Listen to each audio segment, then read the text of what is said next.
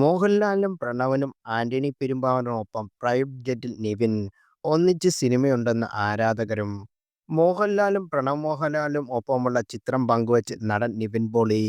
നിർമ്മാതാവ് ആന്റണി പെരുമ്പാവൂരും ഇവർക്കൊപ്പമുണ്ടായിരുന്നു. പ്രൈവറ്റ് ജെറ്റിനുള്ളിൽ നിന്നുള്ള ചിത്രമാണ് നടൻ പങ്കുവച്ചത്. മോഹൻലാലിനെയും ആന്റണി പെരുമ്പാവൂരിനെയും പ്രണവിനെയും മെൻഷൻ ചെയ്തുകൊണ്ടാണ് ഫേസ്ബുക്ക് പോസ്റ്റ്.